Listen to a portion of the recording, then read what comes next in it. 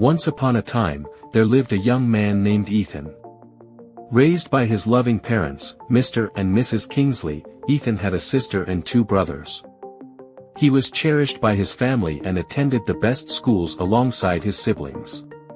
Despite his otherwise good health, Ethan struggled with bedwetting every day, even into Junior Secondary School 3, JSS 3. As his junior WAEC exams approached, Ethan's mother decided he should take the exams at a different school, believing a fresh environment might help him perform better. Shortly after completing his exams at the new school, Ethan fell seriously ill. His condition was mysterious and severe, and despite the efforts of their family doctor, there was no improvement. The doctor then performed a PVC test, revealing Ethan had a dangerously low blood level. Further tests identified his genotype as SS, he was a sickle cell patient. Ethan required 3 pints of blood and endured immense pain before he began to recover. This revelation sparked turmoil in his family. Mr. Kingsley accused Mrs. Kingsley of infidelity, suspecting that Ethan was not his son.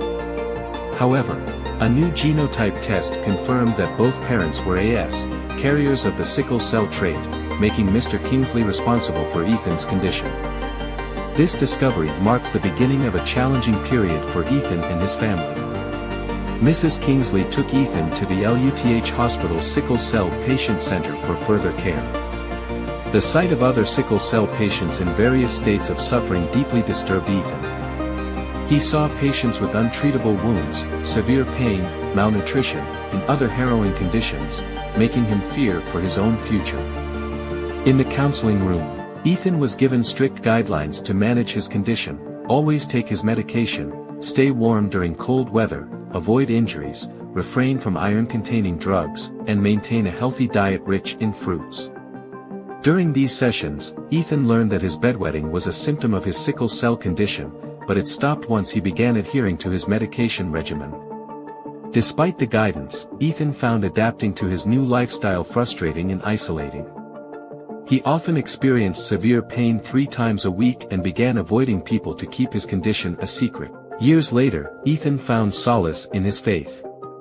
Discovering the healing power of Christ through the Bible, he decided to put his trust in God and stopped taking his medication, believing in divine healing. Initially, he experienced relief from his constant pain and felt encouraged by his newfound faith. However, one fateful day, Ethan woke up with excruciating pain beyond anything he had felt before. Despite meditating on God's word, the pain persisted. His mother, alarmed and concerned, urged him to take his medication. Reluctantly, Ethan took the medicine, and after some time, the pain subsided. But the relief was temporary, and the pain returned, more intense than ever, leaving his body shaking and his mind reeling. After a long struggle, the medication finally took effect, and he fell asleep, exhausted and worried about his future. Ethan's situation raises important questions. Did Ethan's faith falter, or did he make a mistake by stopping his medication? Was it a lack of faith, or was it a misunderstanding of how faith and medical treatment can coexist? Your thoughts, ideas, and comments on Ethan's difficult choices are invaluable.